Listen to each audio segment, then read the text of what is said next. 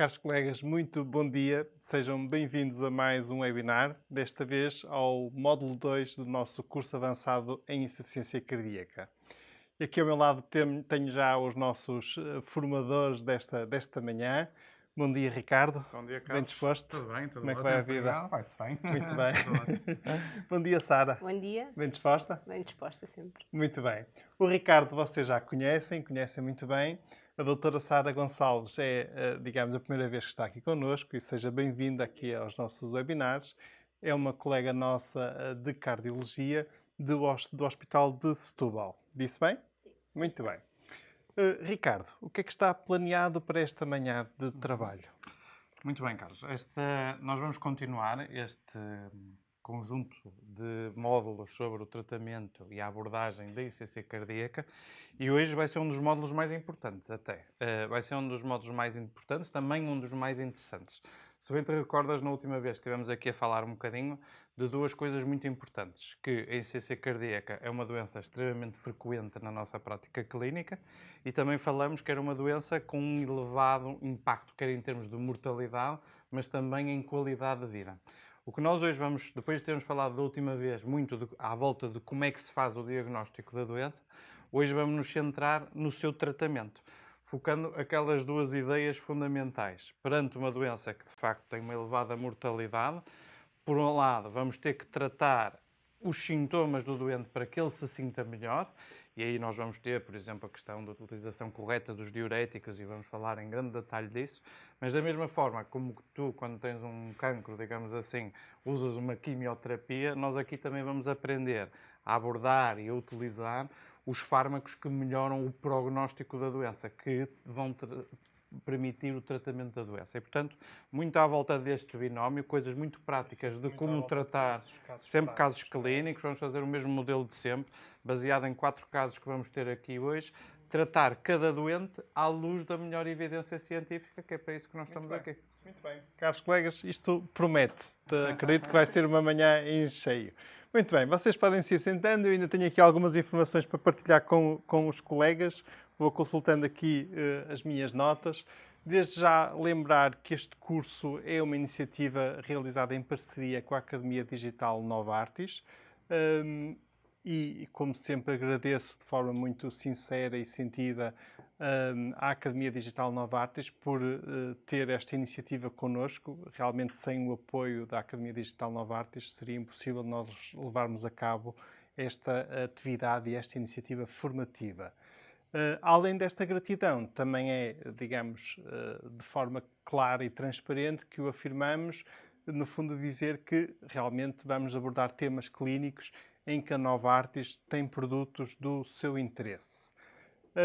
Além desse aspecto, também esclarecer, alguns de vós já têm enviaram ontem alguns mails e hoje de manhã até já no chat já perguntaram se ainda se podem inscrever neste curso. Ora bom, os nossos cursos são constituídos por 6 módulos. Cada módulo tem uma componente de 5 horas, 3 horas de uma componente presencial nestes webinars, nestas manhãs, que normalmente vai das 10 às 13 horas, e depois 2 horas por cada módulo, que corresponde, no fundo, a um trabalho, a um contacto indireto via o tal TPC que vocês têm que submeter. Para terem a assiduidade completa em cada um dos módulos, vocês necessitam de 3 coisas. Necessitam de fazer o controle de presença no início do módulo, que eu vou partilhar através do chat daqui a bocadinho, está bem? Depois o controle de presença no final do módulo, mais lá para o final da manhã partilho um novo link para vocês efetuarem o segundo controle de presença e entregar o TPC dentro do prazo, ok? Só com estas 3 componentes é que têm realmente a assiduidade plena em cada um dos módulos. Quero chamar a atenção que o TPC não tem uma componente, digamos, classificativa. Não há uma classificação para o vosso lado do resultado do TPC. O TPC tem mais uma componente qualitativa e conta para este aspecto da assiduidade, está bem? Em cada um dos nossos cursos, nós damos a possibilidade das pessoas faltarem a um dos 6 módulos. Compreendemos que existem circunstâncias da vida que às vezes assim o obrigam. E por isso também mantemos as inscrições abertas para cada um dos cursos até ao dia do módulo 2. Porque se algum colega perdeu o módulo 1 e se agora, de agora em diante ainda fizer os 5 módulos restantes, ainda vai ter o critério da assiduidade. E por isso, realmente, vai ser hoje o dia em que vão fechar as inscrições neste curso. E por isso, respondendo às perguntas que têm chegado, sim, ainda se podem inscrever. Eu partilhei um bocadinho no chat o link para efetuarem esse controle de presença e realmente ainda se podem inscrever para os colegas que não assistiram ao primeiro módulo. Poderão depois ver o vídeo em diferido. Já está disponível no canal InfoShare deste curso. Mas realmente em relação ao módulo 1 já não vão ter a assiduidade. E por isso também já não vale a pena, por exemplo, esses colegas estarem-nos a enviar o TPC do módulo 1. Porque esses colegas, do ponto de vista da assiduidade do módulo 1, já não há nada a fazer. Agora, podem fazer o curso todo e ter ainda o certificado final se de agora em diante, nos 5 módulos que faltam, efetuarem as tais 3 componentes que eu acabo de explicar. Está bem? Espero ter sido claro e também solicito um bocadinho a vossa ajuda. Às vezes os colegas vão tendo dúvidas, podem ir partilhando um bocadinho estes esclarecimentos uns com os outros e ir explicando aos colegas.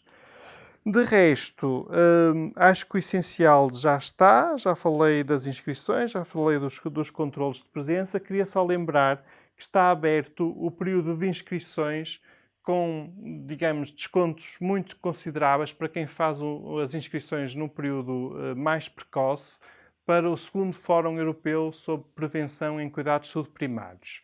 É um evento realizado no âmbito do Europrev. O Europrev é a rede da WONCA Europe para a prevenção e promoção de saúde, da qual eu assumi a presidência muito recentemente na última WONCA Europe. E realmente é o evento que vai decorrer pela 2ª vez aqui no Porto, em novembro próximo, e gostava muito que tivéssemos uma grande adesão da vossa parte e tivéssemos um número muito considerável de colegas presentes. Já baixamos os preços, no fundo temos um desconto especial para internos, para os Junior Doctors, até temos um desconto especial para inscrições de grupos de colegas e por isso também gostava de partilhar convosco esta mensagem e conto com a vossa presença. Não nos demoramos mais. Sara, passa a palavra, vamos iniciar então a formação desta manhã. Está bem? Então vamos começar com o nosso primeiro caso de hoje. E então, trata-se de um senhor de 71 anos, com antecedentes de um infarto em 2009, foi submetido à angioplastia da descendente anterior, hipertenso, dislipidemia, com antecedentes ainda de doença arterial periférica, que se encontrava-se medicado em ambulatório com aspirina, lercanidipina, ramipril 2,5 mg por dia e atorvastatina 40. É um doente que inicia queixas de dispneia de esforço nos últimos 3 meses, tem um agravamento nas 2 últimas semanas antes de recorrer ao serviço de urgência, com dispneia para pequenos esforços. Não tinha ortopneia, não tinha dispneia paroxística noturna nem ânguor. Ao exame objetivo, encontrava-se normotenso, uma pressão arterial de 127-108 mm de mercúrio, uma frequência cardíaca de 95 batimentos por minuto, uma saturação de oxigênio periférica de 97% em área ambiente, apresentava engurgitamento jugular, a auscultação cardíaca era rítmica, com sopro sistólico grau 3 em 6 no ápex, presença de fervores crepitantes à auscultação pulmonar, presença de hepatomegália e edema bilateral dos membros inferiores. Analiticamente, tinha a referir uma creatinina de 1,8, uma taxa de filtração glomerular de 44, um sódio de 132, um potássio de 4,1 e um NT-proBNP elevado de 2.400. Este era o eletrocardiograma do doente. Encontrava-se em ritmo sinusal, 91 batimentos por minuto, a referir esta má progressão das ondas R que vocês veem na parede anterior, que é compatível com o infarto anterior que o doente tinha tido há uns anos, e ainda com presença de ondas Q na parede inferior e QRS relativamente estreitos. Tem ainda algumas alterações da repolarização ventricular. Este era o raio-x do doente. Podemos ver que tem um aumento do índice cardiotorácico, tem algum engurgitamento hilar, tem uma cefalização da vasculatura pulmonar e linhas B de Kerley, ou seja, existem sinais de congestão pulmonar. Este é o ecocardiograma do doente. O que é que nós podemos ver aqui? Vemos o ventrículo esquerdo que está dilatado, uma aurícula esquerda dilatada e uma hipocinésia aqui da parede posterior. Este é o 4 câmaras. Vemos que o doente tem aqui a cinésia dos segmentos medioapicais e ápex. Uma válvula mitral um pouco aqui com tethering, ou seja, está como se fosse esticada. Um ventrículo esquerdo dilatado. Aqui há 2 câmaras. Vemos que temos alterações também da parede inferior, uma aurícula esquerda dilatada e uma função sistólica que já se via nas imagens prévias diminuída. Por Doppler cor, existia ainda a presença de uma insuficiência mitral significativa e a fração de ejeção era uma fração de ejeção por método Simpson de 30%. Portanto, resumindo, temos o ventrículo esquerdo dilatado, com um compromisso moderado a grave da função sistólica global, uma fração de ejeção de 30%, com alterações segmentares, uma aurícula esquerda dilatada, uma insuficiência mitral grave funcional, ou seja, não é por um problema próprio da válvula, mas é pela dilatação do ventrículo que vai condicionar a insuficiência mitral e que muitas vezes está presente nestes casos, uma hipertensão pulmonar ligeira, e ainda a evidência de pressões venosas centrais aumentadas, como veia cava inferior não dilatada, mas que tinha a cinética respiratória diminuída. Portanto, a primeira questão, qual é que é o diagnóstico? Trata-se de um doente em insuficiência cardíaca com fração de ejeção reduzida em classe NIA 2, um doente com insuficiência cardíaca com fração de ejeção intermédia em classe NIA 2, um doente com insuficiência cardíaca com fração de ejeção reduzida em classe NIA 3 e uma insuficiência cardíaca com fração de ejeção preservada em classe NIA 2. Ok. Queres comentar enquanto os colegas vão colocar as respostas? Pronto, isso tentamos aqui começar com aquilo que a gente discutiu a semana passada, não é? Temos a falar muito do diagnóstico, também mais uma questão agora. Acho que, primeiro, ninguém tem dúvidas que estão doente com insuficiência cardíaca, não é? Tem os sintomas que falamos no módulo passado, tem os sinais de insuficiência cardíaca típicos e ainda por cima já estão confirmados com outra coisa importante que a Sara aqui já mostrou, que é não só aquelas manifestações no raio-x de tórax que são muito típicas da congestão pulmonar do doente com insuficiência cardíaca e um outro parâmetro também, que já tínhamos falado, que eram os peptídeos natriuréticos, que, como repararam, estavam muito elevados. Se ainda tivéssemos dúvidas, temos de facto o ecocardiograma, aquilo que eu costumo chamar um ecocardiograma bem feito, digamos assim, e que nos mostra, de facto, vai nos ajudar agora, o ecocardiograma, para 2 coisas importantes. Para a confirmação do diagnóstico, que está confirmado, mas depois para uma coisa muito importante, que é perceber a causa e tentar ter uma ideia do prognóstico, ok? Portanto, acho que já devem estar a chegar à maior parte das respostas, não é? Já. Só um bocadinho, antes ainda de responder, de dar as respostas, esclarecer a colegas que fizeram aqui algumas perguntas em relação à questão do TPC. Os TPCs, normalmente, nós não enviamos para o mail. O TPC está disponível no canal InfoShare do curso. Também tem que haver aqui alguma proatividade pela parte dos formandos de ir consultando o canal InfoShare do curso. É nesse canal que, após cada um dos módulos, mais ou menos no prazo de 1 a 2 semanas, nós colocamos as apresentações, os slides, nós colocamos os vídeos do módulo anterior e também aí colocamos o TPC.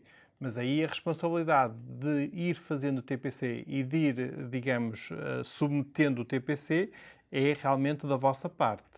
Depois, o colega que pergunta que fez o TPC, mas que ainda não aparece na pauta. Ora bom, como termina hoje à meia-noite o prazo para submeter o TPC do módulo 1. Só depois de fechado esse prazo é que nós realmente vamos atualizar a pauta e iremos colocar no prazo mais ou menos durante as próximas semanas. Isto dá um certo trabalho, por isso não pode ser assim logo de um dia para o outro. Vamos então depois atualizar a pauta e colocar lá os TPCs que recebemos. E por isso vocês podem ir verificando isso com calma e tranquilidade. As respostas. Predomina claramente a C, que nos diz insuficiência cardíaca com fração de ejeção reduzida, New York 3. Sim, e é a resposta correta, ou seja, temos um doente com uma fração de ejeção de 30, ou seja, uma fração de ejeção reduzida, inferior a 40%, e que tem sintomas que são inferiores à sua atividade habitual, ainda não surgem em repouso, o que confere uma classe NIA 3. Deixa eu só dar aqui mais chega, porque nós também falamos disso a semana passada. Uma coisa vai ser a classificação, eu diria quase fenotípica da insuficiência cardíaca, ou seja, aquela da fração de ejeção reduzida da fração de ejeção intermédia e da fração de ejeção preservada, que falámos a semana passada. E outra coisa é a classificação, se quiserem assim, sintomática da ICC cardíaca, que é a tal da New York Heart Association, que lembram-se que temos falado a semana passada, que tem 4 graus. O 1 é o totalmente assintomático, ou praticamente assintomático. O 2 é dispneia com esforços de grande intensidade. 3 de pequena intensidade e 4 é com dispneia já em repouso. Queria aqui deixar aqui uma nota, porque nós não vamos falar mais de diagnóstico, mas uma coisa que nós falamos muito no módulo anterior e que é muito importante nós focarmos. Nós aqui focamos muito a importância da ICC cardíaca não ser um diagnóstico final e das pessoas tentarem, sempre que pensam na ICC cardíaca, lembrar 2 coisas importantes. Qual é a causa da ICC cardíaca de cada um dos doentes e qual é que é o fator precipitante da ICC cardíaca deste doente. Queres tentar aqui, à luz do que nós já temos aqui neste doente, tentar explicar aqui um bocadinho as duas? Aqui, é fácil, não é? Aqui é fácil, não é? Temos um doente, primeiro, já com antecedentes de um infarto há uns anos, já com antecedentes de uma angioplastia prévia. Logo, só isso nos deveria alertar para o facto da probabilidade do doente ter uma cardiopatia dilatada isquémica ser muito alto. Depois, existem dados também a nível dos exames complementares que apoiam esta hipótese. Por um lado, temos um eletrocardiograma já também com alterações compatíveis com zonas de cicatriz e temos o eco, que tem alterações segmentares, o que salienta fortemente a hipótese isquémica para esta causa. Como fatores descompensantes, pode não haver nada óbvio, mas a isquémia é algo que nestes doentes nós devemos sempre ter em consideração, que deve ser equacionado, existir progressão da doença coronária do doente e é algo que deve ser avaliado e excluído. Ou então também ser a própria progressão da doença, quando estão excluídas as outras causas. Obviamente, se o doente não tiver isquémia, não tiver evidência de isquémia depois de nenhum dos exames complementares, muitas vezes este doença é a própria progressão da doença. Até porque ele, vamos já ver, que se calhar não estava otimamente medicado, como agora vamos tentar abordar. Ok, força. Então, segunda questão, o que fariam este doente? Iniciavam furosemida 40 mg uma vez dia, espironolactona 25 mg, iniciavam metolazona 5 mg uma vez dia ou associavam hidroclorotiazida ao ramipril. Agora aqui algumas pessoas vão perguntar às vezes o que é metolazona, já vamos falar um bocadinho. Não comercial, eu digo para quem, se for mais fácil. Mas também já vamos abordar isto em maior detalhe. Enquanto aqui o Nuno pergunta, é um síndrome cuja patologia subjacente pode ser diversa, sendo crónica e progressiva, correto? Exatamente. Ok, e entretanto então aguardamos pelas respostas, há sempre aqui algum delay. O que vocês fariam perante este doente? Hipótese A, prescreviam furosemida. Hipótese B, prescreviam espironolactona, 25 mg. Se é metolazona. Hipótese C, iniciar metolazona 5 mg. E hipótese D, associar hidroclorotiazida a ramipril. Que ela já está a fazer o ramipril, não é?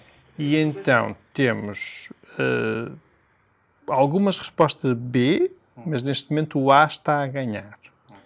Queres comentar? Sabe?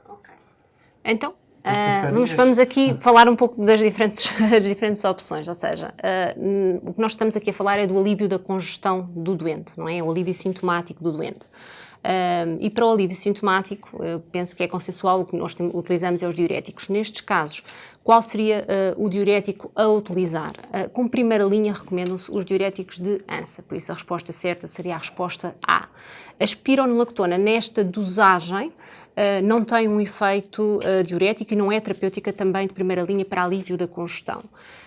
A metolazona é um diurético tiazídico, muito potente, mas que usamos normalmente em associação em doentes que já estão sobre o diurético de ANSA e que mesmo assim apresentam resistência à terapêutica diurética. É eficaz, mas é preciso ter cuidado e vamos falar um bocadinho disto mais à frente, porque pelas alterações iónicas importantes e da função renal que condicionam quando é feito de uma forma contínua. Mas é muito eficaz quando os doentes já são sob terapêutica diurética de ANSA e fazê-lo durante curtos períodos para potenciar o efeito diurético da furosemida.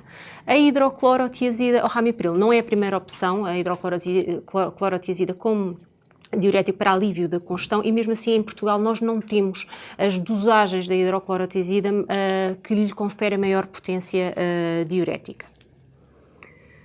De uma forma muito geral, quais é que são os objetivos quando nós tratamos um doente com insuficiência cardíaca? Obviamente, reduzir a mortalidade, prevenir as rehospitalizações e melhorar o estado clínico, capacidade funcional e qualidade de vida. E para isto, o que é que nós temos de fazer? Temos de, em termos de alívio sintomático, é monitorizar e tratar a congestão, e é disso que estamos a falar neste momento. Temos de pensar logo, paralelamente a isto, implementar estratégias que são modificadoras de prognóstico e temos de pensar, obviamente, também em coisas que já falámos aqui, nomeadamente, nunca nos podemos esquecer de identificar e tratar a etiologia. Aqui vamos estar muito focados nas terapêuticas modificadoras de prognóstico, no alívio da congestão, mas temos de pensar sempre que nestes doentes não há nada mais importante do que identificar e tratar uma etiologia que possa ser corrigida. E também, obviamente, tratar comorbilidades e pensar em outro tipo de intervenções, nomeadamente não farmacológicas. Portanto, relativamente aos diuréticos, eles são recomendados como uma classe 1 em doentes com fração de ejeção reduzida que se encontrem sintomáticos para aliviar os sintomas e os sinais de congestão. São uma classe 1B, ou seja, em termos de tratamento sintomático, prevenindo as hospitalizações por agravamento dos sintomas congestivos. Estes são os diuréticos que nós temos disponíveis, ou outros não. Os diuréticos dão então a furosemida, que deve ser iniciada numa dose baixa e titulada até doses bastante elevadas, muitas vezes mais elevadas do que aquilo que nós estamos habituados a ver na prática clínica. Temos também disponíveis a torazemida, que dá relativamente à furosemida, normalmente eu utilizo quando os doentes, em doentes não precisam de uma grande carga diurética, mas que referem muita urgência urinária, a torazemida acaba por ser uma boa opção. Depois, relativamente aos diuréticos tiazídicos, como eu já referi, a hidroclorotiazida, acabamos por não ter disponíveis estas dosagens com maior efeito diurético, mas temos a metolazona, o nome comercial, o DILO, que é muito eficaz, porque nós sabemos que à medida que o doente precisa de uma dose crescente do furosemida, algo que é bastante eficaz é o bloqueio sequencial do nefrónio, ou seja, associarmos a metolazona permite-nos usar até doses mais baixas da furosemida. Temos é de ter cuidado, e estes doentes têm de ser muito vigiados do ponto de vista do ionograma e da função renal, e normalmente não é uma terapêutica que fazemos de forma contínua. Fazemos para alívio da congestão quando o doente está mais sintomático e depois muitas vezes eu pessoalmente até acabo por deixar em SOS, há quem use também em dias alternados. E depois os diuréticos poupadores de potássio, que usamos também como terapêuticas modificadoras de prognóstico, mas que em termos diuréticos acabam por ter eficácia, mas em doses superiores a 50 mg. Uma das situações em que podem ser úteis é, nomeadamente, na insuficiência cardíaca direita, em doses mais altas podem ser eficazes. Não sei se queres acrescentar alguma coisa, Ricardo. Tenho aqui duas perguntas Okay. dos diuréticos. Posso? Ok. A Cristina Paiva pergunta: este doente tem função renal diminuída, pelo que seria de evitar a espironolactona, certo? O que nós vemos relativamente à função renal nestes doentes que estão muito congestivos é que quando nós utilizamos o diurético, os doentes tendencialmente vão melhorar a função renal. Mesmo que não melhorasse depois de titulação de toda a terapêutica, como nós vamos ver à frente, 1.8 não é critério de não iniciar a espironolactona. Talvez não como um diurético, mas como terapêutica de modificador de prognóstico, mesmo que ele tivesse esta creatinina, não seria uma terapêutica a não iniciar, seria uma terapêutica para iniciar. 1.8 não é critério para não iniciar espironolactona. Mas muitas vezes o que nós vemos na prática clínica, neste doente especificamente, é que quando aliviamos a congestão, a função renal acaba por melhorar, porque existe uma grande congestão venosa, ou seja, pós-renal, e quando isso é aliviado, a função renal acaba por melhorar. Ok. Deixa-me só dar aqui mais uma chega, que é o seguinte: bem é convém esquecer que este doente tinha creatinina de 1.8, mas se fossem a ver o clearance dele não era assim tão baixo, não é? O clearance da creatinina era de 44, e por isso é que, e a Sara fez isso muito bem, que é importante, nós 1.8 neste doente não é um clearance muito baixo, mas se calhar se fosse um doente mais idoso já era uma insuficiência renal crónica grave. E portanto aqui a espironolactona não era, como disse a Sara muito bem, numa fase inicial para alívio da congestão, mas vai ser muito importante depois de titular os outros fármacos para melhorar o prognóstico. E portanto nós não devemos negar as terapêuticas modificadoras do prognóstico só por esta questão técnica. O que devemos ir muito bem é vigiar muito bem o doente, nomeadamente o ionograma e a função renal. Okay. Depois, outro colega: seria útil fazer mais tomas de furosemida diárias face ao seu tempo de semivida ou usar em contrapartida a torazemida? Eu pessoalmente, não sei se o Ricardo tem esta opinião ou não, acabo por ver maior eficácia que o furosemida e quando os doentes precisam de uma dose mais elevada, eu acabo por usar a furosemida mais do que a torazimida. Relativamente às diferentes tomas diárias, aqui é óbvio deste exemplo da furosemida 1 mg, uma vez por dia, mas podia ter sido usado mais do que uma toma. O que é que eu tenho cuidado com o repartir as tomas? É tentar que o doente não faça muito tarde, ou seja, normalmente a segunda toma eu costumo pôr à hora do lanche por uma situação de conveniência do doente. Quando preciso de aumentar a dose, reparto efetivamente a furosemida em 2 tomas, antecipo a toma da tarde pelo conforto do doente e para não haver tanta noctúria e que acaba por ser desconfortável para o paciente. A torazimida efetivamente pode ter um efeito mais prolongado, mas eu tenho, pode ser empírico ou não, mas quando o doente precisa efetivamente de uma carga diurética maior, eu utilizo a furosemida. Mas há muitos doentes, de facto, que quando andam ali nas doses intermédias podem beneficiar. E efetivamente, em termos de urgência urinária, os doentes sentem uma diferença. Aquele doente que interrompe a furosemida porque doutora, não consigo, é muito inconveniente, a torazimida acaba por ser uma maior urinária, acaba por ser uma boa opção. Muito bem, podemos avançar. Então, uma ideia importante é que os diuréticos devem ser utilizados quando efetivamente existe congestão, mas na dose mínima necessária. Ou seja, é uma terapêutica que, em termos de prognósticos, mortalidade cardiovascular não vai reduzir. Por isso, devemos usá-lo quando temos de os usar, mas na dose mínima que é necessária. Obrigam, obviamente, à vigilância da função renal, do ionograma, quer antes de iniciar, quer após o início da dose, e cada vez que há uma titulação ou um aumento e um incremento da dose.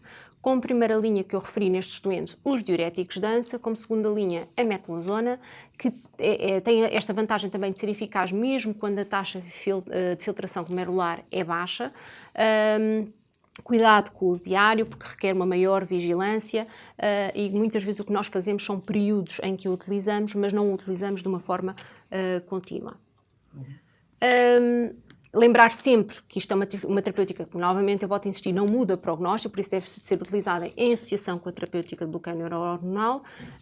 E outra ideia importante é que muitas vezes, e principalmente nos doentes com insuficiência cardíaca crónica, que já são acompanhados há muito tempo, o doente deve ser ensinado e fomentar o seu autoajuste da dose, ou seja, o doente deve ser ensinado a monitorizar os seus próprios sinais de congestão e muitas vezes ter a flexibilidade de constipou-se, as pernas incharam um pouco mais, ele pode fazer mais uma toma, nomeadamente mais uma toma da tarde, e o doente ser ensinado a sua própria vigilância do peso, quando há uma variação rápida do peso, a aumentar a dose, ou seja, deve ser fomentado a sua própria, o seu ensino para que possa haver algum ajuste e alguma flexibilidade relativamente à dose do diurético. Muitas vezes o que eu faço é que em doentes, acabo por deixar uma dose e muitas vezes até deixo alguma dose em SOS explicando quais é que são os sintomas e os sinais de alarme que ele deve estar atento em termos de agravamentos da congestão.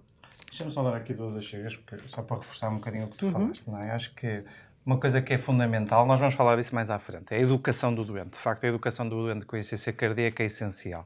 E esta questão do autoajuste da dose é um dos pilares dos doses dos fármacos, nomeadamente dos diuréticos, é um dos pilares da educação do doente. E, de facto, isto que a Sara disse, que é o doente não só vigiar se tenham mais ou menos edemas, mas, sobretudo, uma coisa que ainda é mais importante, que é pesar-se todos os dias, idealmente à mesma hora, logo de manhã, e se tiver um aumento de mais de 2, 3 kg de peso num curto espaço de tempo, ninguém engorda, ganha gordura em 2, 3 dias, de facto é um truque para ajustar a dose do fármaco. E depois ia-te fazer uma pergunta, Sara, porque às vezes fazem-nos essa pergunta, que é assim, a partir de que dose, não é? Nós geralmente usamos a furosemida e depois, quando não está a resultar bem, quando temos mais resistência, adicionamos o DIU. A partir de que dose de furosemida é que tu passas a associar o DIU? É sempre mais difícil, uma pergunta complicada, mas às vezes perguntam-nos isso. Devo dizer que antes que se começava a usar, quando o doente já tinha uma dose alta, uma dose alta... Nomes comerciais, se Desculpa. por favor. Não tem mal. A dizer para maior a culpa é dele, a reconhecimento. culpa é dele. Também não há mais nenhuma. Não há Mas concorrentes. evitem. Ok. Normalmente, normalmente, quando o doente já estava com mais do que 160 miligramas por dia, acabava por associar, mas agora tendencialmente utilizo mais precocemente, ou seja, quando vejo que o doente com 80, 120 miligramas acaba por já não estar a responder, tentar usar a metlazona de uma forma mais precoce, ou seja, fazer o bloqueio sequencial de uma forma mais precoce, porque existem alguns dados que efetivamente até podem ajudar a proteger a função renal. 120 são 3 comprimidos. Pois, 2 a 3, exatamente. Ou seja, a partir dos 2 comprimidos já é algo que devemos começar, e o doente manter ainda sinais francos de congestão, já é alguma coisa que devemos pensar em associar. Sabemos que acaba por ser mais eficaz a utilização simultânea em termos do efeito. Okay. Pergunta aqui o Nuno. Confirma-se ser um doente de perfil B, certo? Naquele perfil hemodinâmico do quente e úmido, é isso que Sim, está a perguntar. se assumíssemos isto como insuficiência cardíaca aguda, não é? A classificação por perfis é essencialmente uma classificação de insuficiência cardíaca aguda, mas imaginemos este doente que chega ao serviço de urgência na fase em que está pior, é um doente que tem boa perfusão periférica, não é? Não tem sinais de baixo débito, por isso é um doente quente, é um doente que tem sinais de congestão, é um doente úmido que confere um perfil B. Deixa-me só clarificar lá em casa, porque algumas pessoas agora estão a pensar que chinês é que estamos aqui a falar, não é? Esta classificação de acordo com os perfis A, B, C e D, isto é uma coisa que nós geralmente falamos na abordagem daquele doente que chega com insuficiência cardíaca aguda, por exemplo, o doente clássico com edema agudo do pulmão. Este não é bem este caso, não é? Este doente é um doente, é aquilo que a gente chama de uma insuficiência crónica, que agudizou, mas o doente não está a chegar totalmente descompensado. Nós depois vamos ter um módulo em que vamos falar em maior detalhe da abordagem na fase aguda da insuficiência cardíaca aguda. Portanto, as pessoas não se preocupem já em perceber isto do A, B, C e D, porque depois nós vamos falar disto em maior detalhe. Queres continuar, Sara? Sim.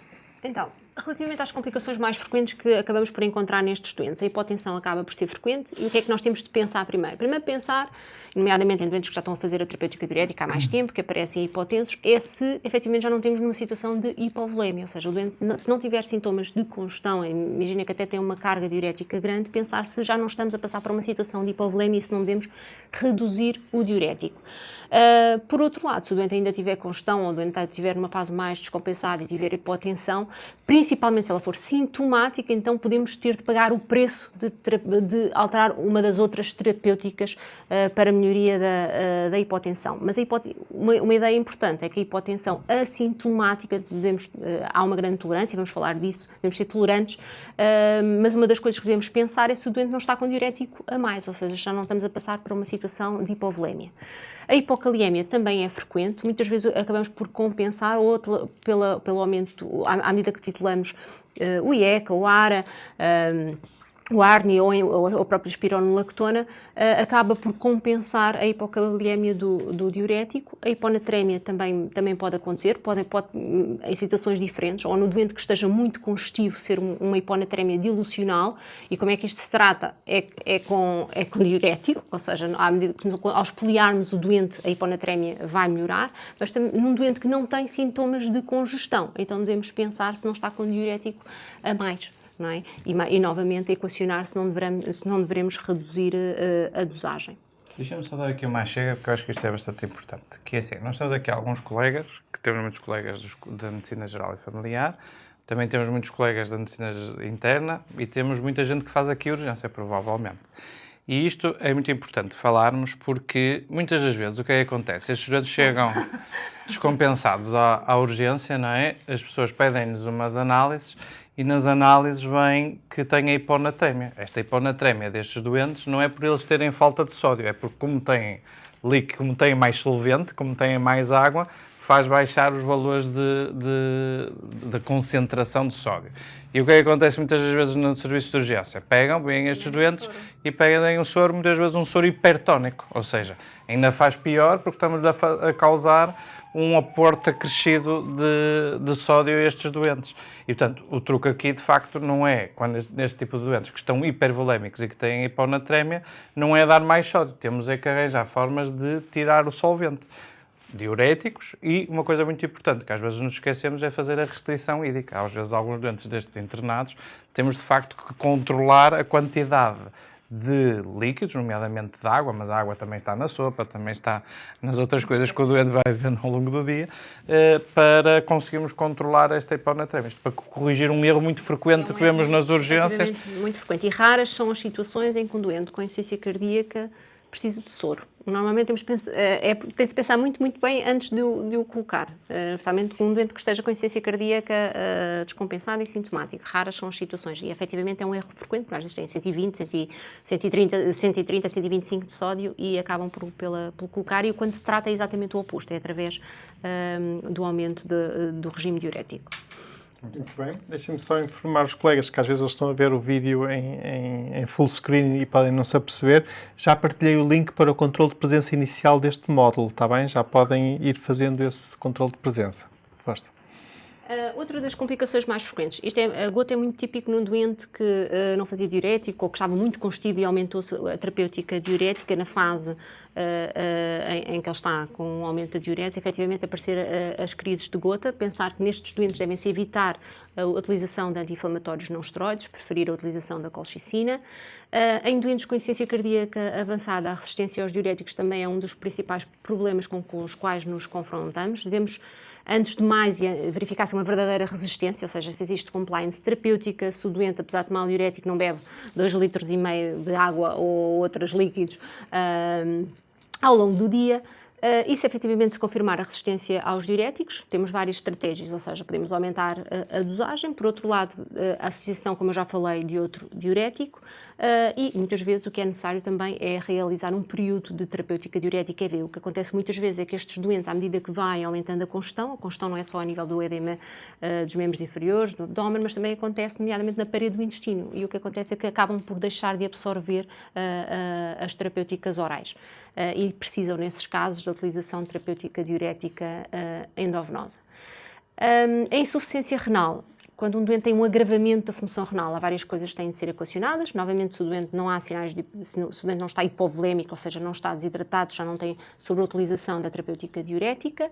Devemos pensar se existe utilização concomitante de nefrotóxicos. Muito frequente na prática clínica são os anti-inflamatórios não esteroides.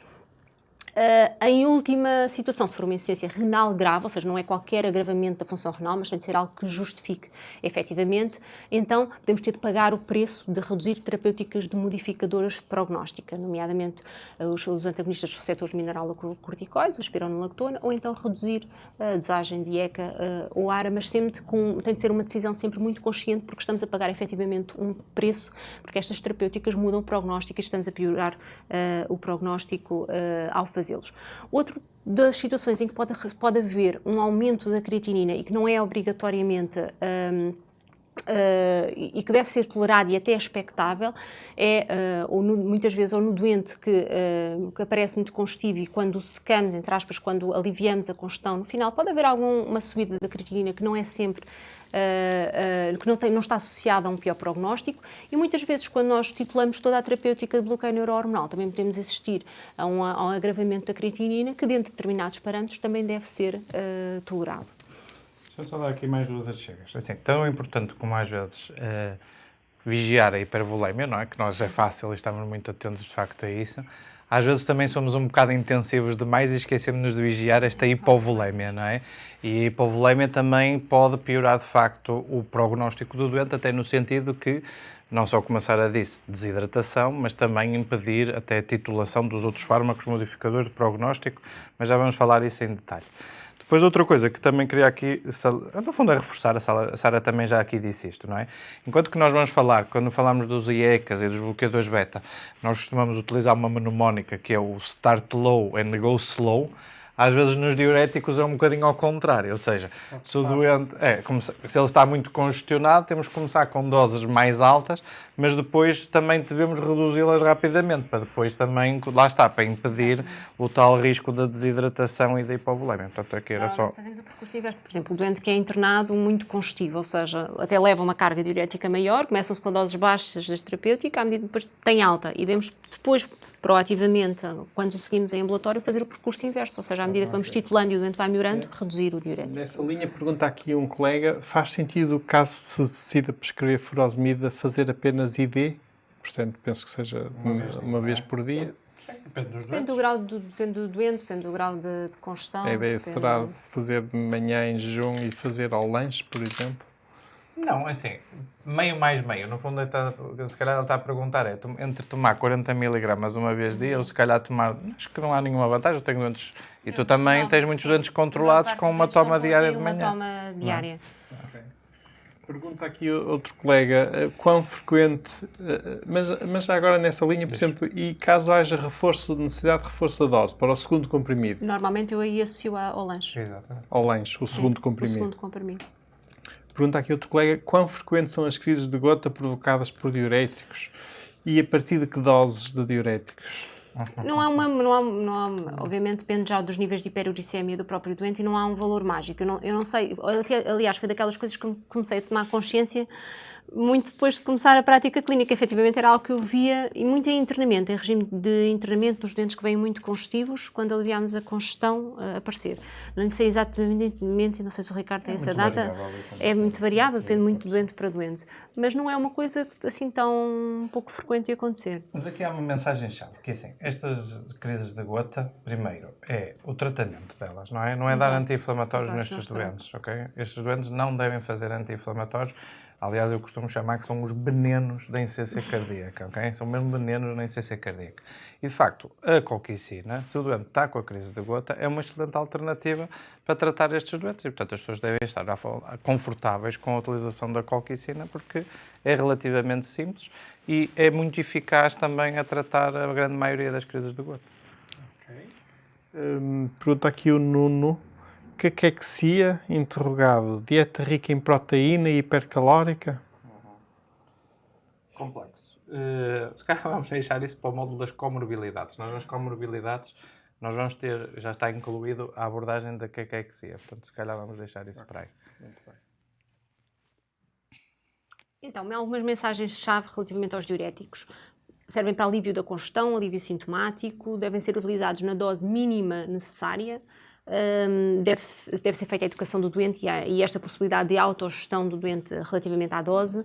Primeira linha, diurético dança. Doente com resistência a diuréticos, equacionar, associar a metolazona ou eventualmente a necessidade terapêutica diurética endovenosa. Então, continuando para a questão 3, que outras alterações fariam neste doente? Hipótese A. Iniciavam bisoprolol 5 mg uma vez dia, aumentavam ramipril para 2 vezes dia, os 2,5 mg, paravam a leptinidipina 10 mg, não aumentavam o ramipril pelo valor de creatinina do doente, ou hipótese B e C. Aumentavam o ramipril e paravam a leptinidipina. Isto aqui para começarmos já a introduzir algumas questões, não é? Agora vamos começar a entrar na medicação modificadora de prognóstico e aqui vários pequenos truques, digamos assim, para conseguirmos otimizar ao máximo estas medicações que são modificadoras do prognóstico. Portanto, Ok. Enquanto as respostas chegam e não chegam, ainda temos aqui mais algumas perguntas. vamos a isto. A Joana, e se o doente não tolerar a colchicina, podemos dar corticoide na crise da gota? Não é muito interessante dar corticoide, porque assim, se os anti-inflamatórios são venenos, os corticoides são venenos a dobrar nas vidas dos doentes. E portanto, isto às vezes a medicina também é um bocadinho ingrata neste sentido, não é? Às vezes temos que ir pelo mal menor. É assim, se o doente está com uma crise de gota e que nós não conseguimos resolvê-la de nenhuma maneira, às vezes temos que dar primeiro os anti-inflamatórios, não é? Às vezes a terapêutica analgésica também, que acaba Analgésico. por ajudar. Às vezes um dos que acaba por ter menos efeito, agora vou tentar utilizar o nome como metamizol, acaba por também ser alguma opção, apesar de não poder ser menos eficaz do que outro tipo de anti-inflamatórios, mas pronto, a mensagem é tentar ao máximo evitar a utilização dos anti-inflamatórios não esteroides. A Mónica Fonseca, poderiam abordar suplementação com potássio, magnésio no caso da hipocaliemia? Nós vamos falar disso um bocadinho à frente. Tens aí uns slides sobre isso, não tens? No fundo é assim, eu posso responder isso de forma relativamente rápida. É assim, há duas formas de fazer isto, que é, uma é associar de uma forma um bocadinho às vezes mais precoce a espironolactona, que vamos precisar dela mais à frente, para modificar o prognóstico. Isto é uma alternativa 1. Na alternativa 2, também existem suplementos de potássio em termos de toma de comprimidos. E, portanto, às vezes, quer Também falta a parte alimentar, que também há alguns alimentos particularmente ricos em potássio, mas também existem comprimidos de potássio para manter aqueles valores que a Sara falou, tentar que o potássio esteja acima de 4 e que depois com o magnésio esteja acima de 2. Portanto, acho que foi Perguntar a Ana Vitorino. Ponderar furosemida endovenosa em ambulatório pode prescrever-se ao nível dos cuidados de saúde primários? É assim, eu não sei se tem na maior parte dos centros de saúde. Tenho algumas dúvidas que a maior parte tenha. Alguns devem ter, mas assim, pode-se utilizar em ambulatório. É mas... seguro, as pessoas muitas vezes têm... Assim, eu não sei Existe se é permitido ou não, hospitais de dia, e se não é? tem ou não. Nós utilizamos em hospital-dia. Na farmácia? Na farmácia, não sei, também não sei. Furosemida Mas alguns endovenosa. centros de saúde têm, não é? Até têm o apoio da urgência, não é? Assim, podem fazer É isso. seguro, se as pessoas têm medo da hipotensão, é algo que não acontece com a furosemida, ou que seja, que nós vejamos na nossa prática clínica. Nós fazemos em regime de hospital de dia, que acaba por não ser. Obviamente que há um backup diferente, mas não lembro ter necessidade de qualquer tipo de backup por utilizar a furosemida endovenosa. Por isso eu acho que é uma terapêutica segura e que, se houver a possibilidade, pode, até naquele doente que vem mais congestivo ao serviço de urgência, ser feita naquele momento, duas fórmulas, depende um bocadinho do peso do doente e do grau de congestão, e depois passar a terapêutica diurética para ambulatório, e o doente já leva algum alívio sintomático importante e que depois pode beneficiá-lo. Muito bem. Outro colega, e a síndrome cardiorrenal tipo 1 é frequente? Pronto, isso também vamos falar no módulo de comorbilidades, não é? Como isso é uma comorbilidade muito frequente nestes doentes, não é? Em CC renal, vai ficar dentro do módulo das comorbilidades. Então, as respostas, predomina claramente a resposta A, iniciar bisoprolol 5 mg. Houve um ou outro E, B e C. E o Nuno escreveu B e C, trocar por amlodipina. Não é essa a questão. Lembrem-se de uma coisa que eu já aqui falei. Start low and go slow com os outros fármacos, ok? E bisoprolol 5 mg não é start low, ok? É começar com uma dose já relativamente alta. Sara, Uma fase em que o doente está congestivo, ou seja, hipótese A, não porque, primeiro, é uma dose elevada de beta-bloqueante, por outro lado, o doente está nesta fase inicial ainda muito congestivo e os beta-bloqueantes devem ser iniciados o quanto mais próximos da euvolemia, está bem?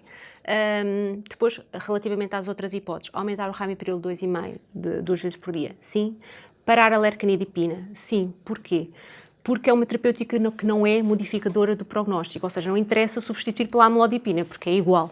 É uma terapêutica, é um antihipertensor, não tem efeito em termos de modificação de prognóstico nos doentes com insuficiência cardíaca e, por outro lado, está-nos a roubar margem tensional para depois, sim, nós instituirmos terapêuticas que vão aumentar a sobrevida do nosso doente. Não aumentar o ramipril pelo valor de creatinina, não. Por isso, a hipótese correta seria aumentarmos o ramipril, e pararmos a lercanidipina, porque não confere ao nosso doente qualquer tipo de benefício neste caso. Portanto, mensagem-chave: impedir que outros fármacos hipotensores impeçam a subida das doses dos fármacos que modificam o prognóstico. E por isso é que, pode haver algum outro doente com ICC cardíaca que já está a fazer doses máximas dos modificadores de prognóstico e que continua hipertenso, aí eu posso associar uma lercanidipina ou uma amlodipina. Agora, não é aqui, não está a fazer nada esta lercanidipina. Isto pela mensagem que temos de olhar para o resto da terapêutica doente, obviamente retirar tudo aquilo que pode ser prejudicial, se estivermos então a falar de outros bloqueadores de canais de cálcio, estão totalmente proibidos. A lercanidipina e a amlodipina são seguras em doentes, como o Ricardo disse, que tenham hipertensão, que se mantém, apesar da titulação de todo o resto da terapêutica, mas nesta fase temos um doente até tem um perfil tensional com umas sistólicas à volta de 120, nós vamos ter de aumentar tudo o resto e isto está-nos a roubar margem para o podermos fazer. E, portanto, aqui já falamos agora do segundo veneno da insuficiência cardíaca, que foi, falamos do primeiro, que eram os anti-inflamatórios, o segundo, o verapamil e o diltiazem. Ok? Pergunta aqui um colega que se identifica como Rafa. E estando o doente congestivo, não deve ser usado beta-bloqueante, certo? É o que eu disse, ou seja, os beta-bloqueantes devem ser utilizados idealmente o mais próximo possível da euvolemia. Portanto, resumindo, primeiro secar o doente, ok? O doente está congestivo, tentamos otimizar os diuréticos, secar o doente. Vamos reavaliar o doente passado uns dias ou passado uma semana. O doente já está mais com o volume controlado, vamos começar a introduzir os bloqueadores beta. Comenta aqui outro colega, além disso, a lercanidipina, sendo antagonista dos canais de cálcio, compromete a contractilidade miocárdica? Não. Quer a lercanidipina, quer a amlodipina são seguros nestes doentes e são antihipertensores que devem ser equacionados quando necessário em doentes que já estejam sobre toda a restante terapêutica titulada ao máximo e mantêm a hipertensão. E a Mariana, a furosemida via subcutânea também é uma via possível? Costumam utilizar? Nós não temos em Portugal o furosemida que tem aprovação para utilização subcutânea, que é a furosemida 2.0. Ainda não está disponível e essa é aquela que tem uma absorção que é previsível. A que nós temos não está preconizada a utilização subcutânea porque tem uma absorção errática. Não quer dizer que em situações muito pontuais não haja quem faça doentes paliativos, mas neste momento esta formulação não está especificamente aprovada para a utilização subcutânea. Também é preciso ter cuidado quando é utilizado, é que o doente não tenha edema nessa zona, ou seja, se o doente está aí a nasarca, tem um edema enorme da parede abdominal e estamos a dar ali furosemida subcutânea, não faz grande, não tem grande efeito. Eu confesso que tenho poucos doentes, especialmente doentes de cuidados paliativos, em doentes que entraram em cuidados paliativos para os manter fora do hospital, apesar de ser off-label, porque esta furosemida efetivamente não está preconizada a utilização, utilizo, mas nestas situações pontuais. Ok. Rafa, se o doente já fizesse bisoprolol em ambulatório, podíamos manter?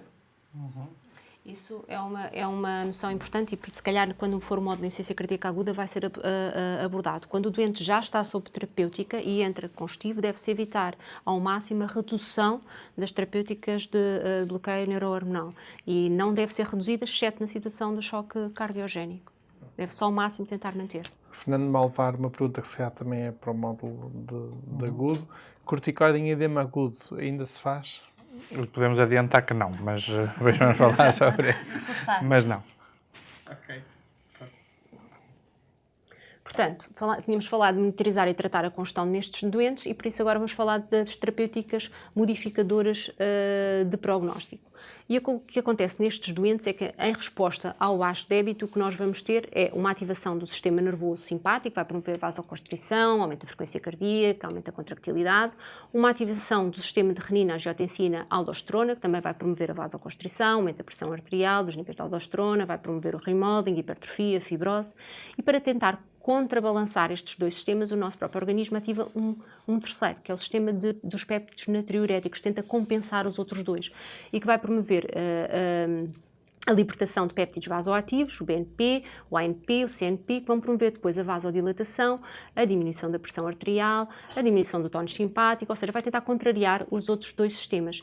E as terapêuticas que nós temos em termos de bloqueio neurohormonal vão atuar então nestes sistemas. Temos os beta-bloqueantes que vão tentar contrariar esta ativação do sistema nervoso simpático, temos os moduladores do sistema renina, angiotensina, aldosterona, que vão tentar bloquear esta ativação e temos ainda, mais recentemente, os inibidores da neprilisina que vão tentar ativar este sistema benéfico, tenta contrariar os outros dois, que são os sistemas dos péptidos natriuréticos. Portanto, estamos neste momento com um doente com fração de ejeção reduzida, sintomático, iniciamos IECA e agora temos indicação para iniciar as terapêuticas modificadoras. Primeira linha, IECA e terapêutica beta-bloqueante. Relativamente aos IECAs, estão recomendados em doentes, como eu já referi, assintomáticos para reduzir o risco de internamento e a mortalidade nestes doentes. Os ARAs devem ser utilizados quando os doentes são intolerantes à terapêutica com IECA.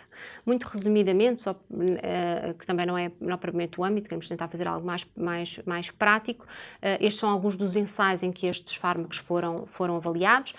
Temos o SOLVED, onde foi avaliado o enalapril versus placebos em doentes em classe NIA 4, consensos, aqui em classe NIA 4, consensos, o SOLVED apareceu mais tarde em doentes em classe NIA 2 e 3, que avaliou a eficácia dos IECAs versus placebo, e depois temos outros que surgiram mais tardiamente, ou seja, que foram ensaios para usar, quer em alternativa aos IECAs, quer em add-on, ou seja, somando à terapêutica com IECA.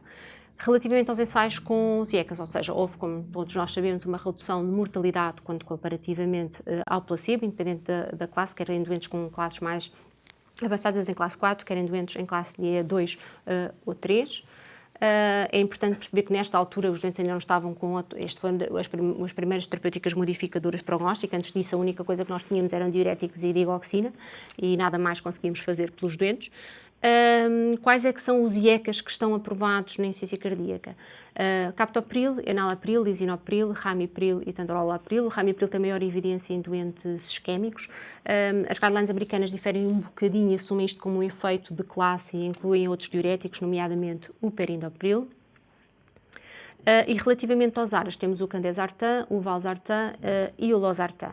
E nesta coluna temos as doses iniciais, as doses baixas e depois as doses alvos que devemos proativamente tentar alcançar. Ou seja, um erro que nós vemos muito frequentemente na prática clínica é o doente que começa com ramipril 2,5 e fica com ramipril 2,5 para sempre. Ou começa com lisinopril 10 e temos de ser muito proativos e aumentar porque são as doses mais elevadas das alvo que têm maior benefício nestes doentes.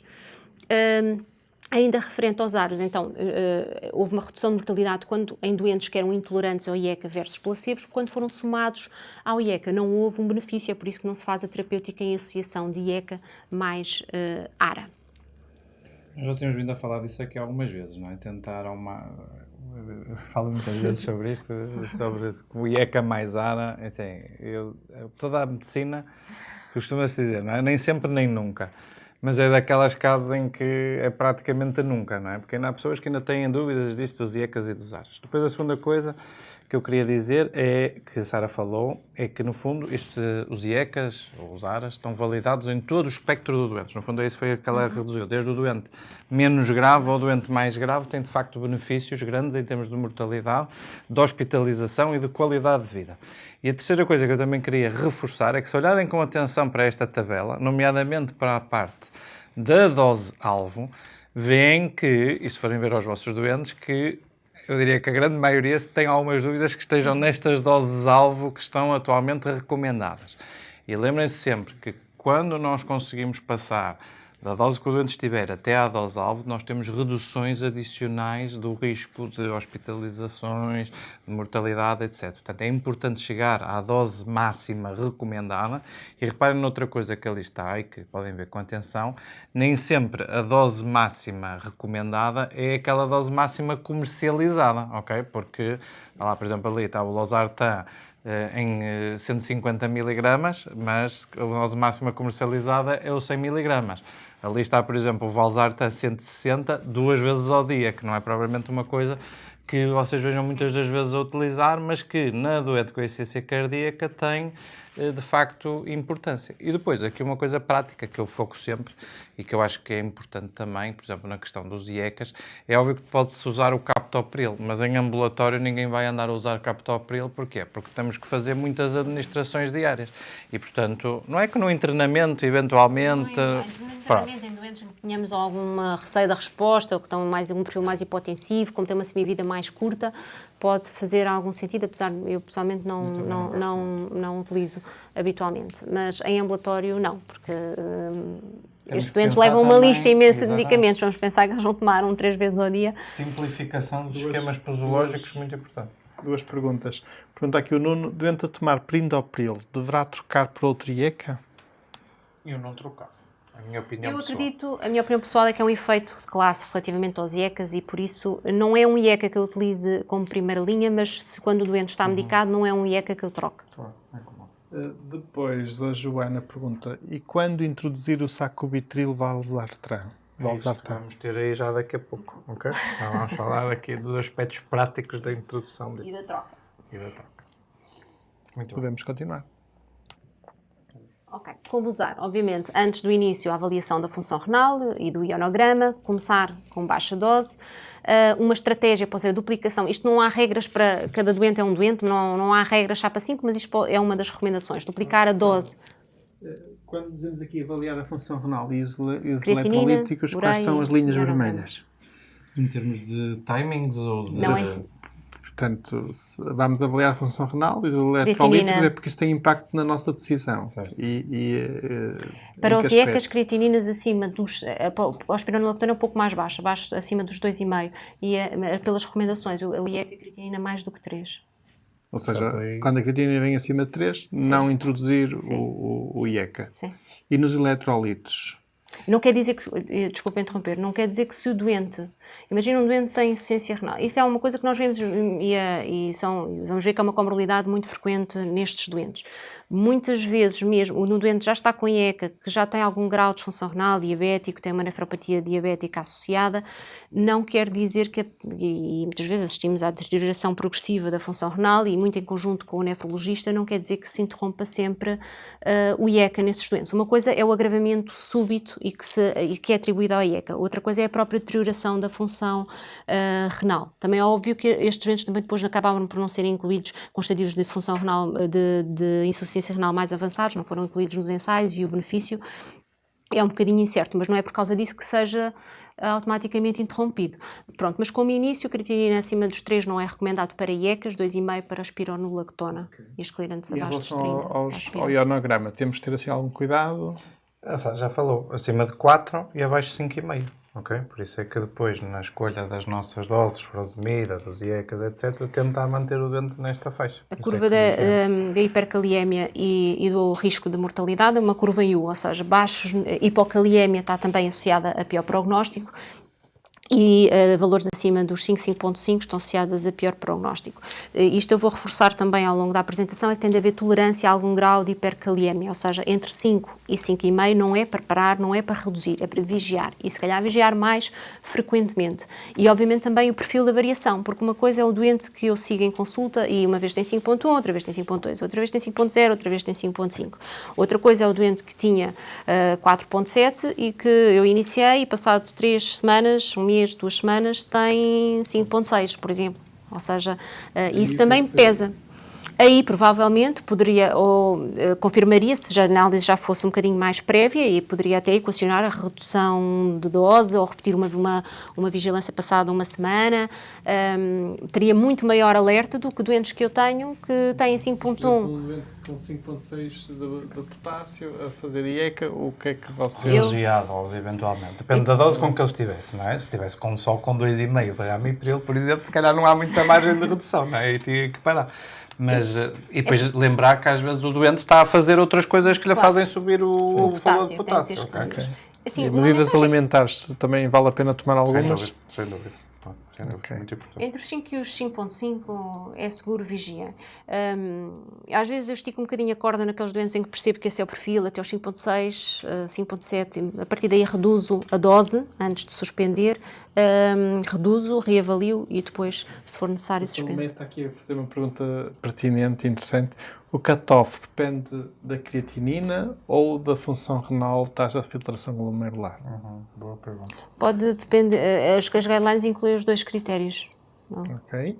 A Ana Luísa Betancourt pergunta: gostaria de saber porque é que o Prindopil não surge nestas tabelas que mostramos. Eu penso que seja pelo facto de haver ensaios clínicos que testaram estes IECAs que nós vimos, e estas tabelas eram das recomendações europeias, enquanto que as recomendações americanas assumem o efeito de classe e daí incluírem o Prindopil, mas não existiram ensaios que envolveram diretamente o Prindopil, correto? Correto. Pronto.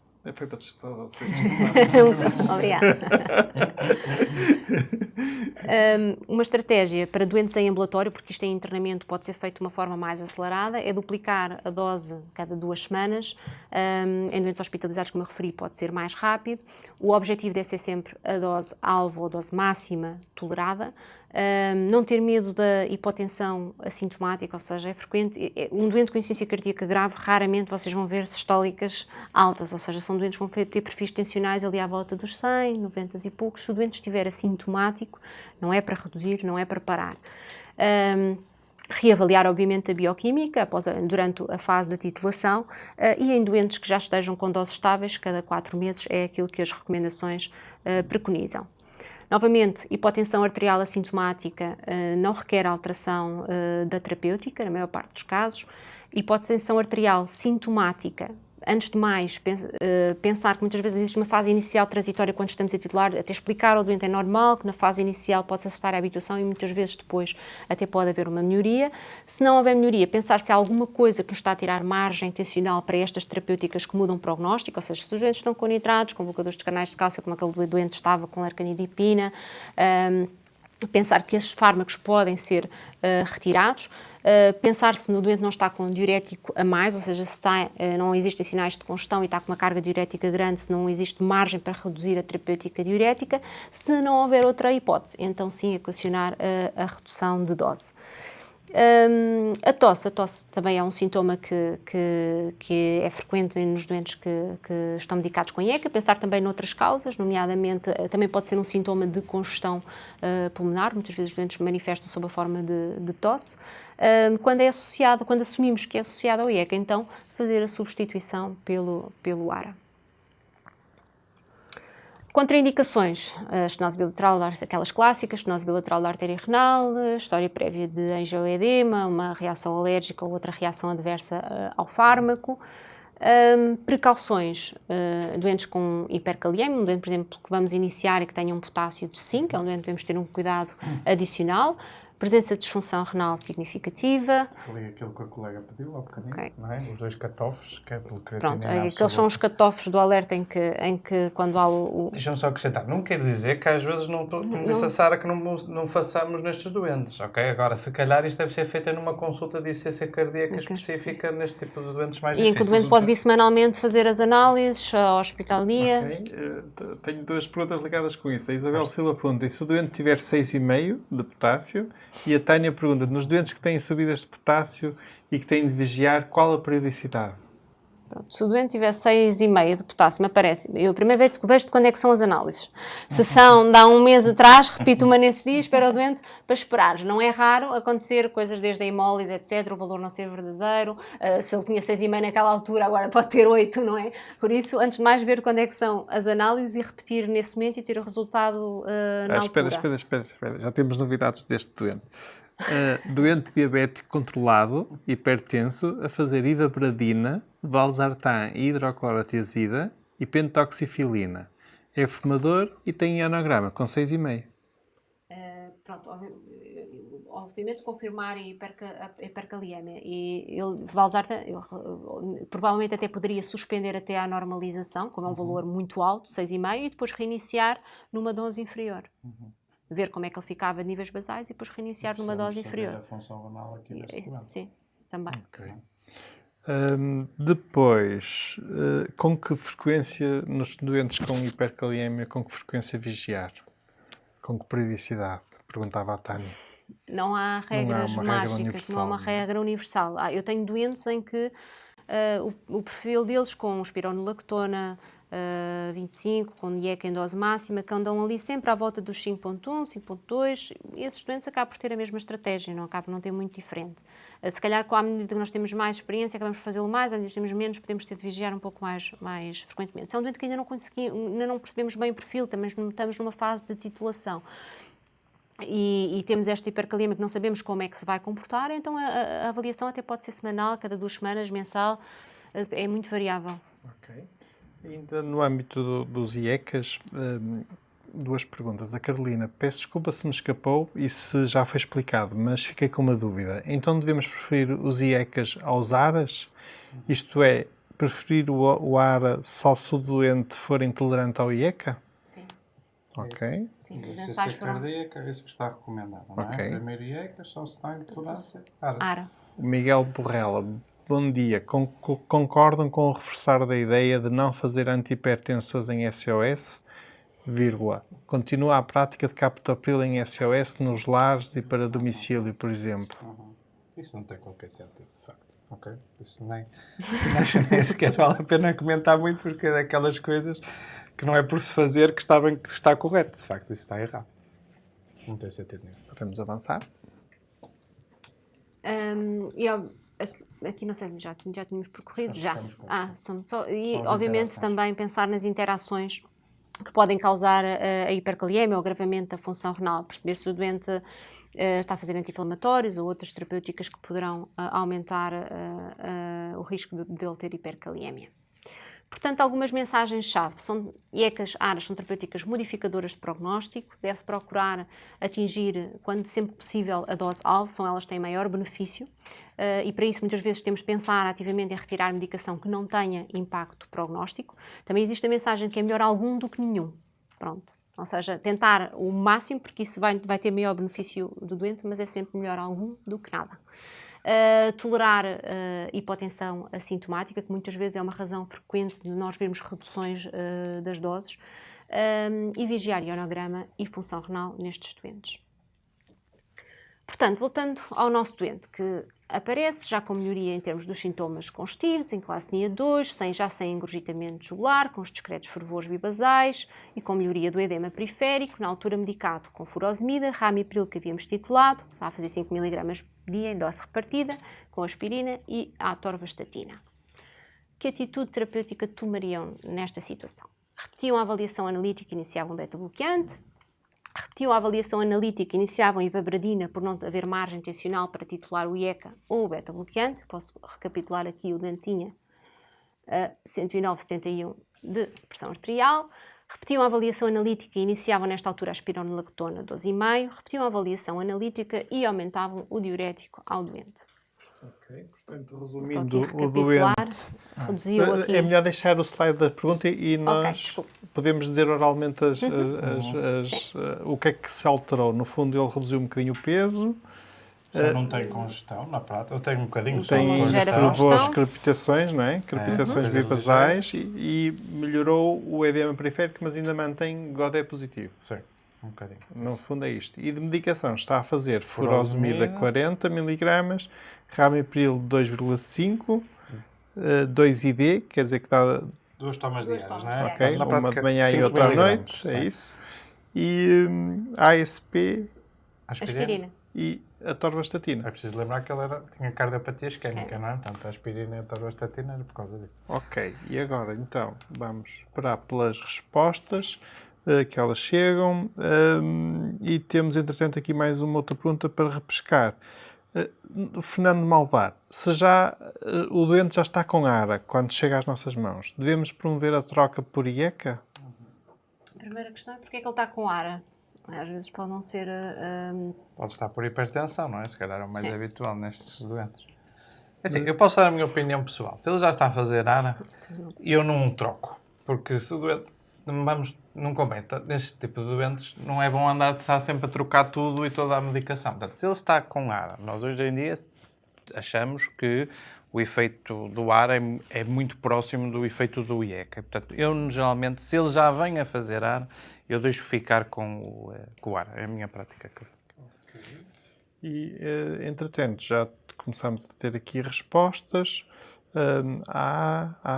Predomina claramente a resposta A. Temos aqui uma resposta C, mas de resto é quase tudo A. E a resposta A é repetir a avaliação analítica e iniciar o beta-bloqueante. Temos um doente que está próximo da euvolemia, ou seja, já não está muito congestivo e por isso a terapêutica beta-bloqueante é algo que devemos equacionar. Devemos, obviamente, repetir a avaliação analítica, porque fizemos a titulação do ramipril. Novamente esta ideia de que não nos agarrarmos demasiado aos valores de pressão arterial em termos de depois de permitir ou não a titulação destas tipos de terapêuticas. A espironolactona se calhar ainda não, porque ainda existem outras terapêuticas que devemos iniciar antes. E aumentar o diurético. O doente teve melhoria, provavelmente ainda vai continuar a ter a melhoria e à medida que nós vamos titulando a medicação, vamos assistir ao resto do alívio dos sinais de congestão. Reduziu 3 kg, já não tem, o edema está a melhorar, por isso, exatamente para podermos aumentar a restante terapêutica, se calhar neste doente que está a ter uma boa resposta a esta dosagem, não lhe aumentaria o diurético. Portanto, aqui seria a hipótese A, ou seja, repetir a avaliação analítica, estando o doente próximo da euvolemia e iniciar terapêutica beta-bloqueante. E como? Vamos ver a outra pergunta. Ok. Então, podemos deixar o slide no ar para os colegas irem respondendo. No fundo, a maior parte das pessoas disseram que iam iniciar o beta-bloqueante. beta-bloqueante. E agora, no fundo, é decidir qual que dose e qual é que poderíamos iniciar neste doente. Pergunta aqui um colega, qual o perigo da interação de IECA com cotrimoxazol? Era a hipercaliemia. Ok.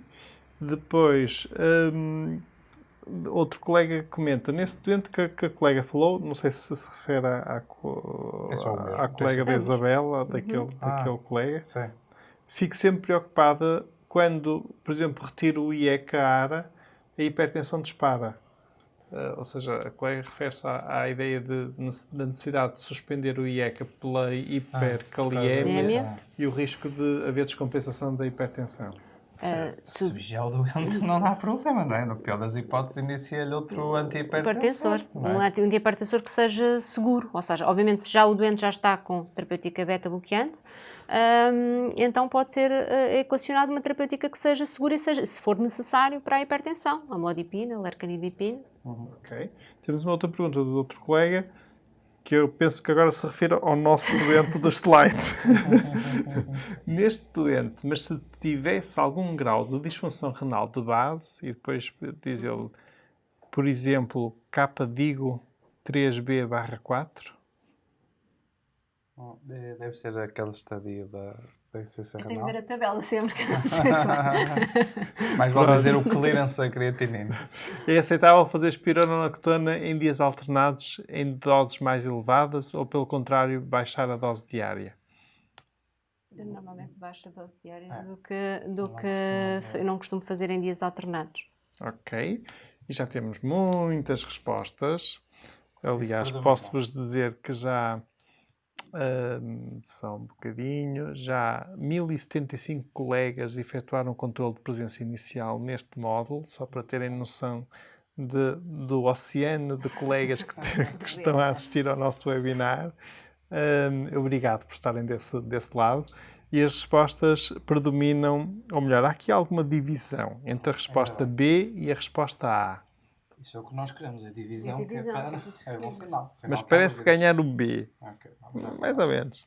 Queres explicar? Tal como o Ricardo disse, go slow, não é? Start slow and go slow. Volto a dizer a mesma coisa. Start slow and go slow. Talvez neste doente já poderíamos iniciar, porque apesar de não estar totalmente euvolémico, já está próximo de euvolemia, mas ainda tem alguns sinais congestivos e se calhar o que é recomendado é o início de dose baixa. Bisoprolol 5mg não é uma dose baixa de beta-bloqueante, ou seja, aqui carvedilol 6,25 é uma dose baixa, efetivamente.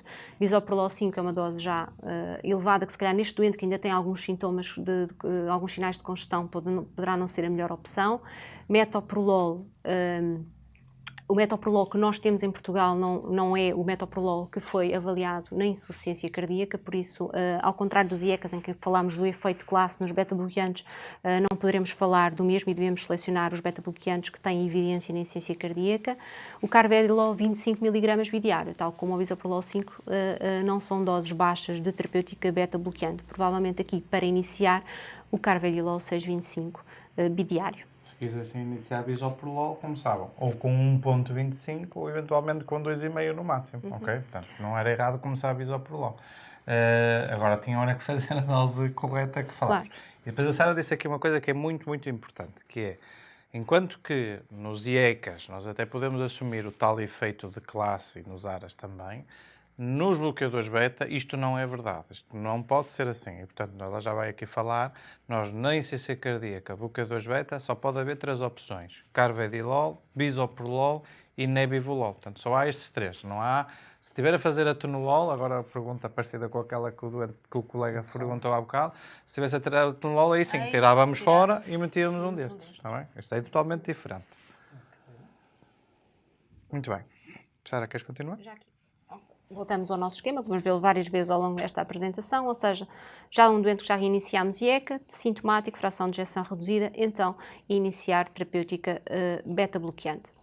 Estes são os 3 beta-bloqueantes que têm evidência na insuficiência cardíaca, carvedilol, pelo menos em Portugal, carvedilol, bisoprolol e nebivolol, e demonstraram a redução da mortalidade, quer de morte súbita, quer de mortalidade total. Isso, por isso, são uma classe, um nível de evidência A no tratamento destes doentes com redução do internamento, das hospitalizações e da morte por insuficiência cardíaca. E aqui temos os beta-bloqueantes e as dosagens recomendadas. Aqui é o succinado, que é o tal que nós não temos, nós temos o aspartato, e resta-nos aqui então o bisoprolol, o carvedilol e o nebivolol. Salientar que o nebivolol no ensaio clínico, foi o Seniors, em que foi avaliado, houve uma redução do endpoint combinado, mortalidade e hospitalização, mas não se verificou uma redução da mortalidade como endpoint isolado. O bisoprolol e o carvedilol tiveram redução de hospitalizações e de mortalidade. E temos aqui novamente as doses de início e a dose alvo. E aí diz-nos a Raquel que o carvedilol 6,25 BID não é a dose de início que está naquela tabela que apresentaram. O correto seria 3,125. É verdade. É verdade, mas 6,25 é uma dose baixa de início. Eu confesso que... Erro, portanto, disponível só temos mesmo 6,25. Se Sim, necessário partir. pode ser partido. Poucos são os doentes em que eu preciso de iniciar com uma dose de 3,125. Às vezes são os doentes que saem de choque cardiogénico, muito em nível do internamento, em que tenho muito medo relativamente à forma como o doente se vai comportar. Porque na prática clínica eu pessoalmente inicio o 6,25. Eu também faço assim. Raquel acaba de ganhar o Oscar da colega mais atenta. Mais atenta. Não, mas a mensagem prática é assim. Se às vezes alguém não se sente confortável em iniciar... Pode começar com 3,125. Pode começar com os 3,125. Agora, não deve depois reavaliar o doente passado um ano, ir só no passado Então, um ano é tentar que fazer a de titulação dobrar. da dose. Okay? Eu acho que essas coisas... Há pessoas que se sentem mais confortáveis com as coisas, outras que se sentem menos. Não pode tem que depois reavaliar o doente e tentar fazer o segundo passo. Essa mesma questão, por exemplo, quando se inicia mesmo com 6,25, passado quanto tempo é que ponderam o... Sara vai agora explicar, mas geralmente é 2, 3 semanas. Portanto, relembrar que os beta-bloqueantes podem ser não seletivos, podem ter atividade bloqueante alfa e seletivos beta-1, e isto também deve influenciar a escolha de terapêutica beta-bloqueante. Aqui não falámos, mas no início havia uma linha que o doente tinha antecedentes de doença arterial periférica, por exemplo. Então, nestes doentes poderia fazer sentido a selecionar um beta-bloqueante, utilizar um que tenha atividade alfa. Se for um doente com DPOC ou que tem patologia respiratória, o que está preconizado é tentar selecionar um que seja seletivo beta-1. Depois, alguns têm maior influência em termos da frequência cardíaca ou não. Por exemplo, se o doente tiver FA e quisermos um grande componente em termos de redução de frequência cardíaca, podemos usar, por exemplo, o bisoprolol, em que é muito eficaz na redução de frequência cardíaca.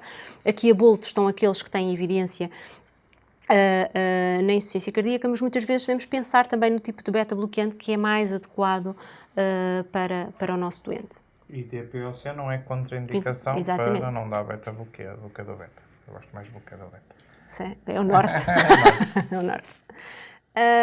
Portanto, quando iniciarem doentes estáveis, próximos de euvolemia, ambulatório, em doentes hospitalizados após estabilização, idealmente estes doentes devem sair medicados antes da alta, porque a probabilidade de eles depois serem titulados ou da terapêutica se manter é maior após a alta. Como usar? Começar com uma baixa dose, duplicar a dose em intervalos de 2 semanas. É como tudo, não há regras absolutas para estes doentes, mas isto pode ser uma recomendação, é aquilo que está nas guidelines europeias. Objetivo, dose-alvo, dose máxima tolerada, que são novamente aqui as doses que são mais eficazes em termos de redução de mortalidade. Monitorizar nestes doentes frequência cardíaca, alterações da condução, pressão arterial. Numa fase inicial em que tínhamos medo, pode haver, nos beta-bloqueantes pode haver é pouco frequente, eu confesso que eu não tenho essa experiência, mas pode haver um agravamento em termos dos sinais de congestão, por isso nesta fase inicial, somente num doente em que tínhamos mais receio, esses sinais de agravamento também deverão ser vigiados. Start low and go slow. Pronto, obviamente, se estes sintomas de congestão aparecerem, então podemos ter de ajustar um pouco a dose de diuréticos nesta fase. Reduzir a dose beta-bloqueante é pouco frequente, não é algo que vejamos por esta razão, muito frequentemente.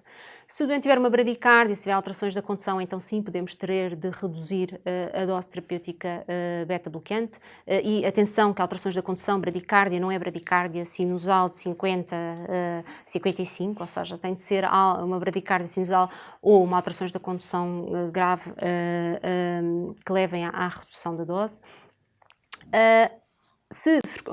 Relativamente à bradicárdia, já falei um bocadinho disto, ou seja, se a frequência for abaixo dos 50 e com agravamento dos sintomas, ou seja, com tonturas, então pode ser necessária a redução da dose. Devemos, obviamente, pedir eletrocardiograma a estes doentes, a perceber se é só bradicárdia sinusal ou se existem outras alterações em termos de condução que poderão estar a condicionar os sintomas. Normalmente a bradicárdia sinusal não cursa com estas queixas.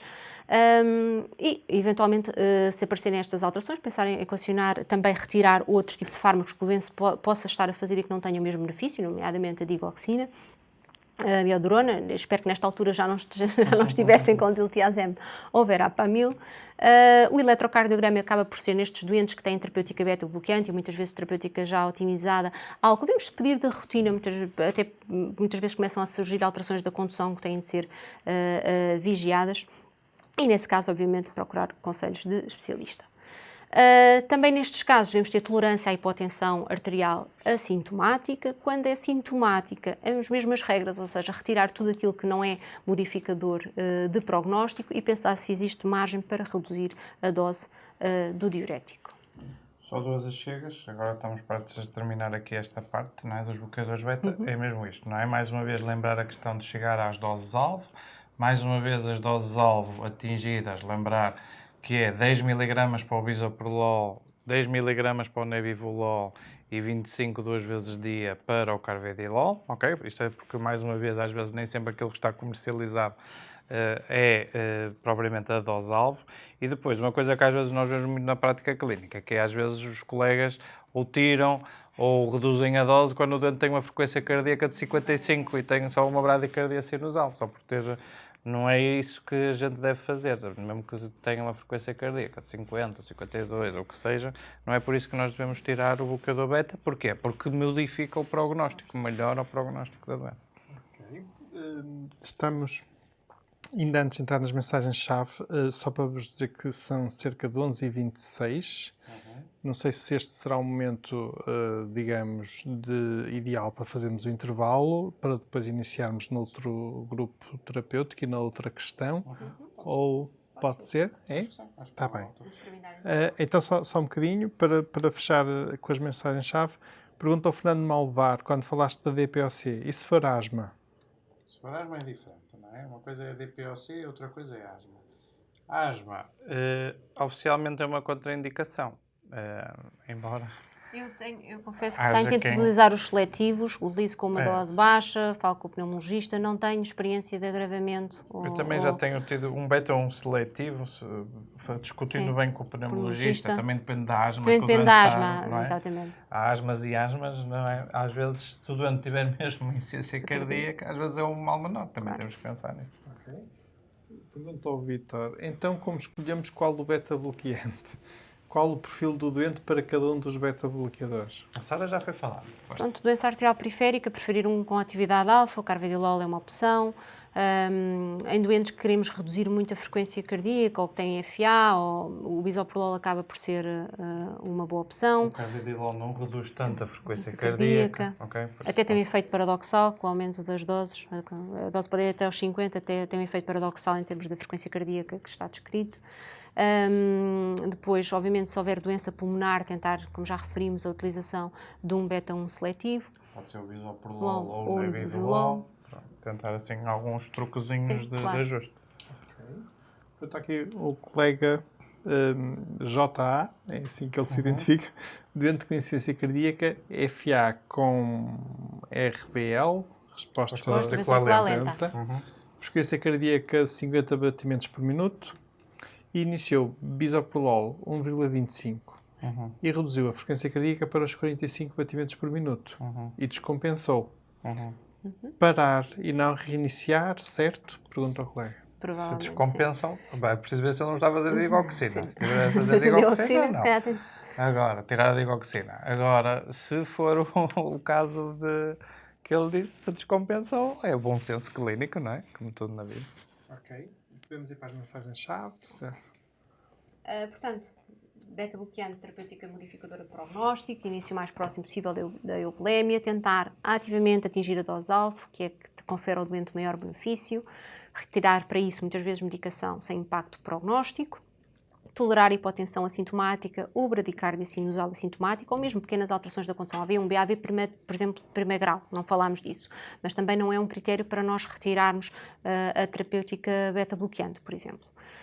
E selecionar o beta-bloqueante de acordo com o perfil do doente. Muito bem. Pergunta à Mariana, ainda muito nesta linha, tenho visto alguns doentes que fazem beta-bloqueador há muito tempo e que surgem na consulta com ECG com bradicardias sinusais, por exemplo, na ordem dos 40 a 50 por minuto, e com queixas de tonturas, cansaço de novo. devemos assumir que possa dever-se ao beta-bloqueador, apesar de fazerem aquela dose há anos e terem aquelas frequências normalmente e reduzir então a dose do beta-bloqueador ou não? Doente com insuficiência cardíaca, presumo. Ela não devia focar no dano com insuficiência cardíaca, não deve ser isso. É assim, tudo depende, não é? Eu acho que depende um bocadinho do contexto clínico, lá está, que diz a Sara, não é? Uma coisa é o doente com insuficiência cardíaca, em que o beta-bloqueador é muito importante para modificar o prognóstico. Outra coisa é o doente que tem uma bradicardia sinusal e que tem este contexto e está a fazer o bloqueador beta porque está a fazer, sei lá, teve uma arritmia no passado, ou é antihipertensor, ou o que seja, não é? Assim, o que eu vejo na minha prática clínica é que geralmente não ficam com grandes tonturas abaixo, a não ser que estejam abaixo de 50 ou eventualmente ali na casa dos 40. Sim. Uma frequência cardíaca de 55, 52, 51 não é a causa das tonturas geralmente do doente. Portanto, aí depende muito do resto do contexto do doente. E da importância que o beta-bloqueante tem nesse contexto. Muito bem. Eu ia sugerir que puséssemos o slide da próxima pergunta e os colegas respondem durante o intervalo. Não é já? Então só fazemos Não aqui é a a introdução. Ah, não é? peço Só para desculpa dizer. então. Mas está bem, pode ser. É? Pode ser? Pode, porque nós agora, Isso. ora mostra aqui, 3 meses depois, o que é que fizemos? Acabou por excluir isquémia na cintigrafia miocárdica, estava em NIA2, sem sinais de congestão, uma frequência cardíaca de 50 batimentos por minuto e nesta altura estava medicado com Ramipril 10, 25 mg de carvedilol, furosemida 40 mg, a aspirina e a atorvastatina. Ok, começou por 6,25, fomos lá aumentando. Exato, fomos aumentando progressivamente, estamos a vê-lo 3 meses depois E clinicamente está bem, sem sintomas? Analiticamente tinha uma creatinina de 1.6, um NT-proBNP de 1200, sódio e potássio bem. E vamos deixar a pergunta. E vamos deixar a pergunta: que atitude terapêutica tomariam? Reduziam o beta-bloqueante pela frequência cardíaca, iniciavam nesta altura espironolactona 12,5, pediam um eletrocardiograma para excluir as alterações de condução, todas as anteriores, ou em BIC. Ok. E o que é que o doente diz na consulta? Como é que ele se Está sente? bem. Está em NIA 2, mas sem sinais de congestão, cansa-se só para grandes esforços. Ok. Estou muito melhor, Sra. Doutora. Não muito melhor. Muito bem. Mas ainda cansa um bocadinho. Ainda vou ficar melhor se for para o intervalo, Sra. Doutora. Ok, colegas, têm um intervalo para nos deixar no chat as respostas, está bem? E voltamos, são 11h32 às 11h45. Pode ser? Então vá, até já. Vamos esticar as pernas, descansar, relaxar um bocadinho. Até já. Obrigado.